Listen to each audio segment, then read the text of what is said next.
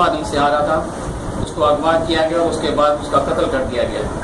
हमने थाना 20 सेक्शन टंडवादन में FIR दर्ज कराई, जिसके ऊपर यासिर मुगल ने अभी तक कोई अमल नहीं किया। 13-14 दिन हो चुके हैं, इस बात के ऊपर कोई अमल नहीं हो रहा। हम रोजाना उसके पास जा रहे हैं, लेकिन वो हमें सुनवाइयाँ दे रहा, इंसाफ नहीं फराहम कर रहा।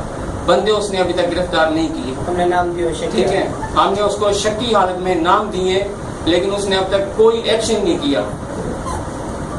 हाँ जी, उनमें से एक बंदा गिरफ्तार किया है, उसमें से कोई उस पर कोई अमल दरामद नहीं हुआ। मेहमान बना के बिठाया हुआ है।